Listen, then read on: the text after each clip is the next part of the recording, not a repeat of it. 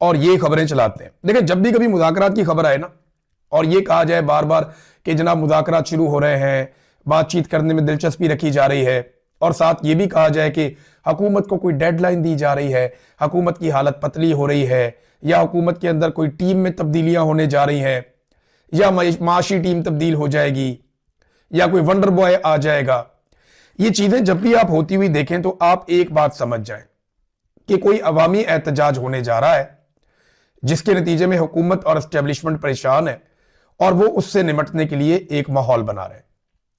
इससे ये हासिल क्या करते हैं, ये डाइवर्जन लगाते हैं। आप जब कभी कहीं सड़क पे जा रहे होते हैं ना, तो अचानक एक बोर्ड आ जाता है डाइवर्जन, और वो बताता है कि जी आगे काम चल रहा है, आप इधर से मुड़ के चले जाएं। तो वो आपका रास्ता बदल देते हैं। तो वो आपकी तवज्जो हटाने के लिए पब्लिक को एक नया खिलौना दे देते हैं। उन्हें बताते हैं जनाब यहां तो मुज़ाकरात चल रहे हैं, तो जल्दी कोई ना कोई मामला हल हो जाएगा। कभी उन्हें बताते हैं कि हुकूमत तो वैसे ही मुश्किल में आ गई, ये तो पीपल्स पार्टी और पीएमएलएन की लड़ाई शुरू हो गई है, या पीपल्स पार्टी पीएमएलएन और एस्टेब्लिशमेंट की लड़ाई शुरू हो गई है, लिहाजा हमें जोर लगाने की कोई जरूरत नहीं है। तो पब्लिक को इस किस्म का ये छनकना देते हैं बजाने के लिए, और लोग दो चार मरतबा, मैं मादरत के साथ कहूंगा, दो चार मरतबा इनके झांसे में आए भी हैं। लेकिन अब आप इनको सुने तो आप फौरी तौर पे जब भी कोई तहरीक चल रही हो या मोमेंटम बन रहा हो या लोग मोबिलाइज हो रहे हो, तो उस वक्त अगर इस तरह की बातें हैं तो आप फौरन समझ जाएं कि धोखा देने की तैयारी की जा रही। जो असल प्लान है वो पूरे पाकिस्तान को बंद करने का है, और 8 फरवरी को उसका पहला इम्तिहान है। पाकिस्तान तहरीक इंसाफ ने इस हवाले से एक मोमेंटम गेन करना शुरू कर दिया है। अब मैं ये कह सकता हूं कि मोमेंटम वहां पहुंच गया जहां पे अली अमीन गंडापुर साहब ने सरेंडर किया था, यानी मामला वहां तक पहुंच गया। अब उतनी बड़ी तादाद में लोग दोबारा मोबिलाइज हो चुके हैं।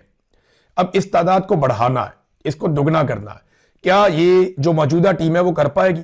वो तो बहुत एनर्जेटिक है, नौजवान है, वो रोजाना कोई ना कोई एक्टिविटी करते हैं। ना सिर्फ उन्होंने सूबे की परफॉर्मेंस से साबित किया कि वो बाकी सूबों से बेहतर परफॉर्म कर रहे हैं, बल्कि साथ ही साथ उन्होंने अपनी सियासी एक्टिविटीज को भी कई गुना तक बढ़ाया और बड़ा शानदार उन्होंने काम करके दिखाया।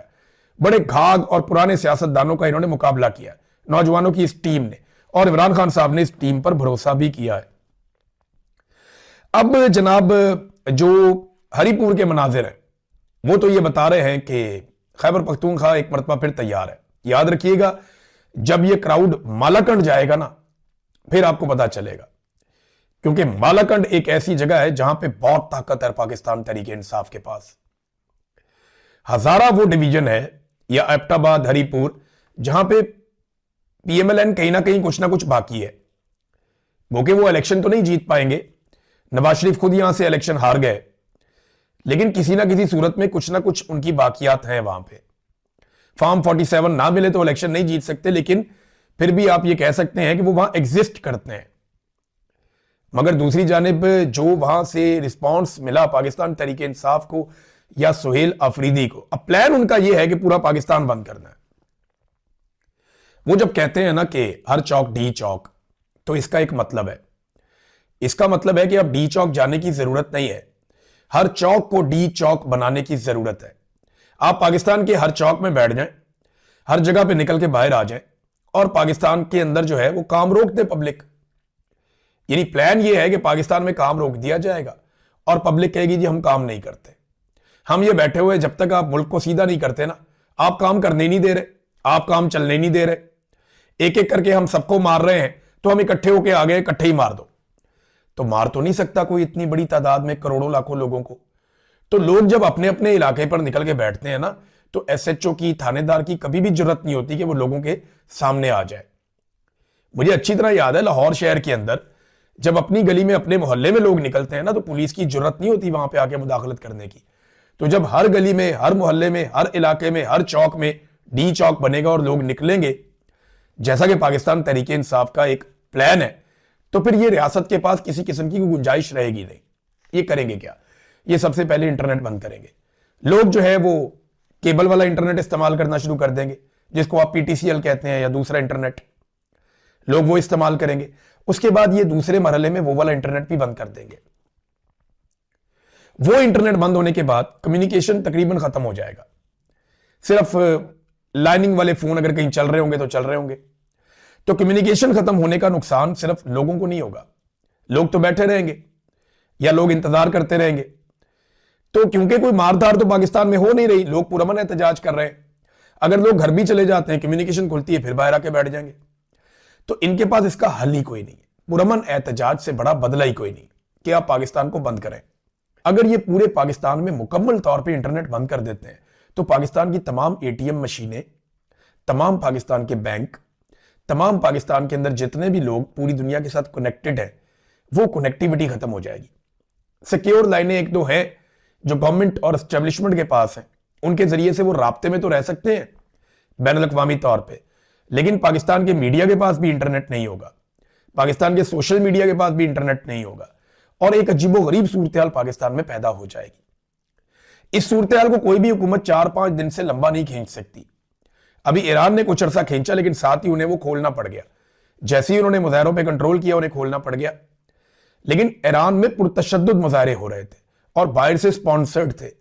पाकिस्तान में तो लोग काफी अरसे से कोशिश कर रहे हैं कि इस रजीम से जान छूटे।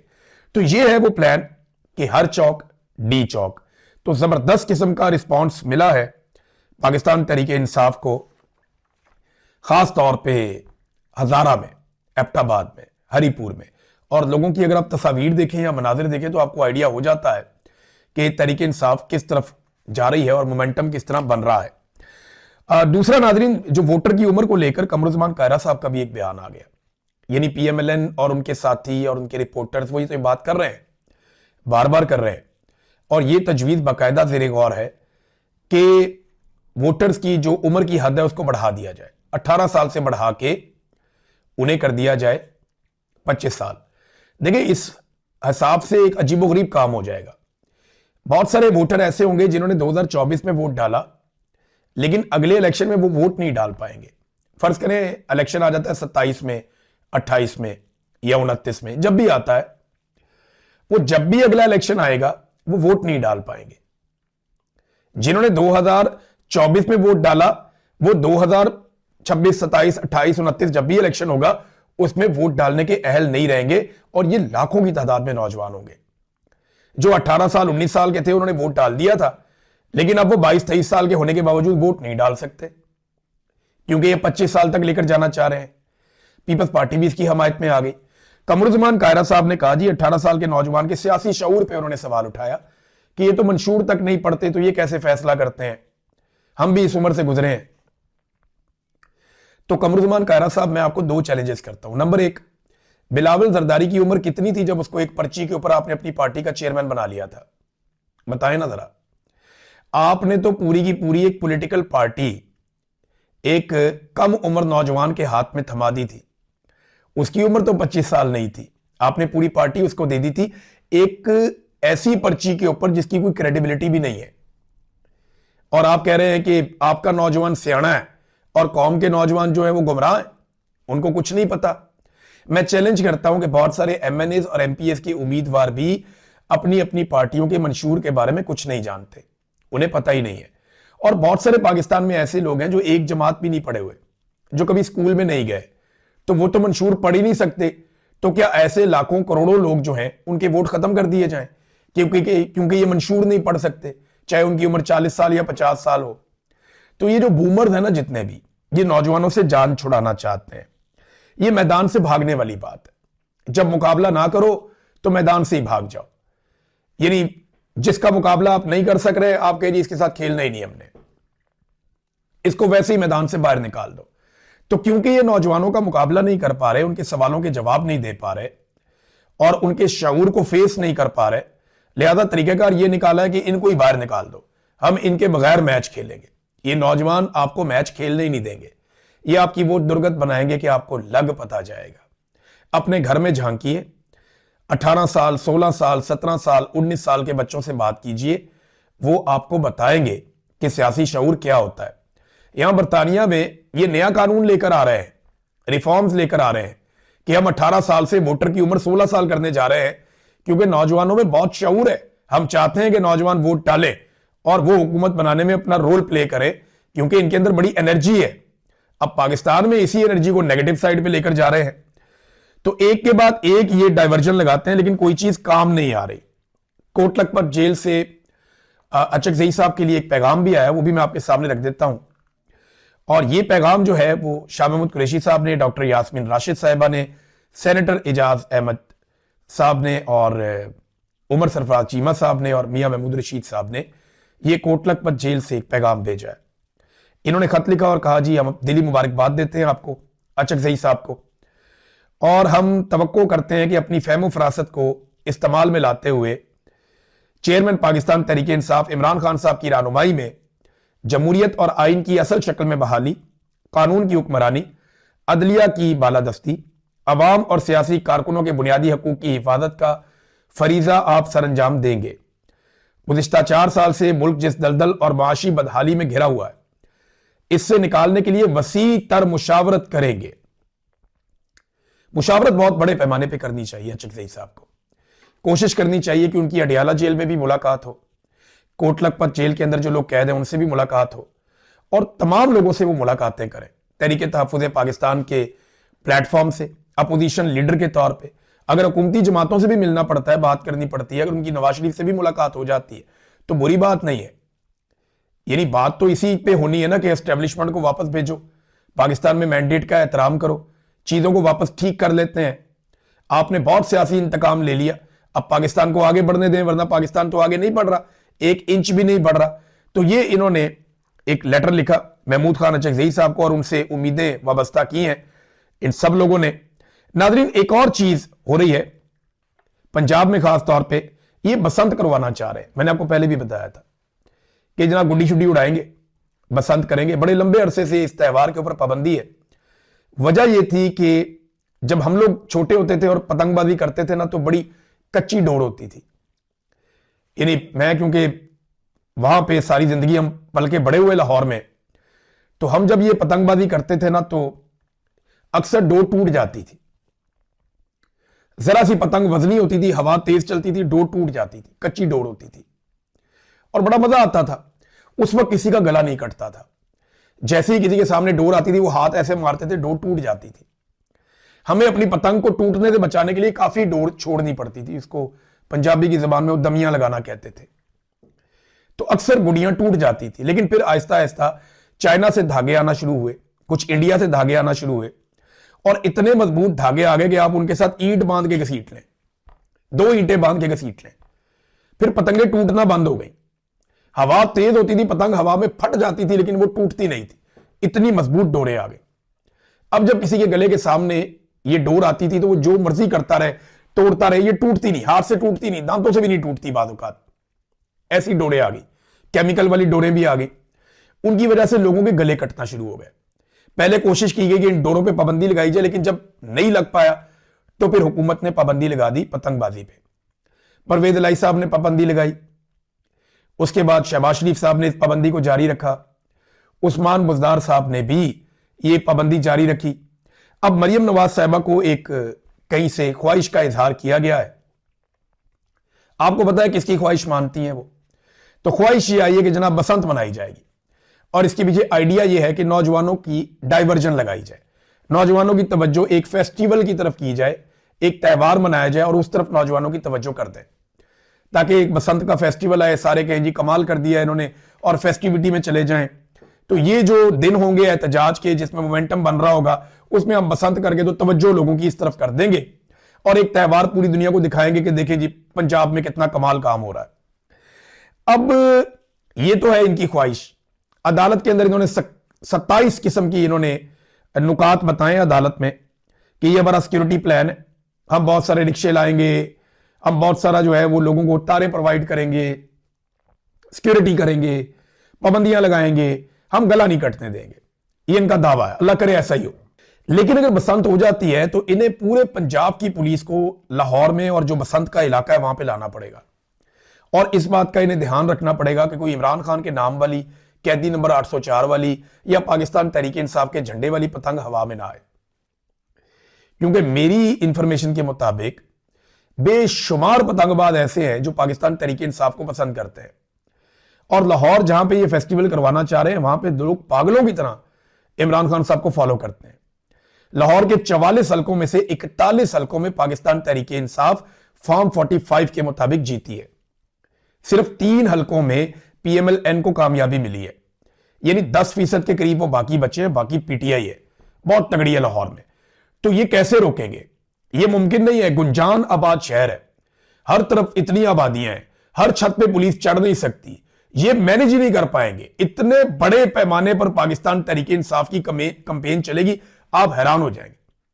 अच्छा, इसको काउंटर करने के लिए ना मुझे ये भी पता है कि ये अरबों रुपए करोड़ों रुपए लगा के ना मुफ्त ऐसी गुडियां बांटेंगे जिनमें इनकी अपनी प्रमोशन होगी, लेकिन आप ये भी देखेंगे कि लोग पैसे खर्च देंगे लेकिन इनकी गुडियां नहीं उड़ाएंगे। मैं जानता हूं ना लाहौरियों को, लाहौरी बहुत जिंदा दिल है, इनका बड़ा तमाशा लगने वाला है, आप ये देखते जाइए। नाजरीन, पंजाब में हालात ये है कि पंजाब हुकूमत ने अस्पतालों में मरीजों के हवाले से एक सर्वे किया और अपना ही पोल खोल दिया अपने सर्वे में। यहां पे जो मरीज हैं उन्होंने शिकायतों के अंबार लगा दिए। उन्होंने कहा जी हमें मुफ्त अद्वियात नहीं मिलती, तिब्बी अमला जो है वो हमारे साथ बहुत बुरा सलूक करता है, सहूलियात का अस्पतालों में फुकदान है, बेड मिल नहीं रहे, अस्पतालों में दाखिल नहीं किया जा रहा, और रिश्वत की शिकायत भी सामने आई है। ये इनकी इस वक्त तक की सूरत हाल है। एक और नाज़रीन खबर मैं आपको देता हूं, ये इंपॉर्टेंट है। ईमान मजारी और हादी अली चट्ठा, इनको गिरफ्तार करने के लिए अदालत बार बार वारंट जारी कर रही है, पकड़ो इनको, गिरफ्तार करो इनको। ऑर्डर बहुत ऊपर से आया हुआ ना, क्योंकि डीजी आईएसपीआर ने बाकायदा एक प्रेस कॉन्फ्रेंस में इनके बारे में अपने अजाइम बताए थे और इनके बारे में पहले से ही उन्होंने एक फैसला सुना दिया था। अब ये दोनों जो ह्यूमन राइट एक्टिविस्ट हैं, दोनों जो मुअज़्ज़िज़ वकील हैं, ये जाते हैं इस्लामाबाद हाई कोर्ट में और वहां जाके ये दरखास्त करते हैं कि जनाब हमारी दरखास्त सुनी जाए, और हंगामी बुनियाद पे ये कहते हैं कि हमें सुना जाए, हमारे साथ ज्यादती हो रही है और हमें गिरफ्तार करने की एक कोशिश हो रही है।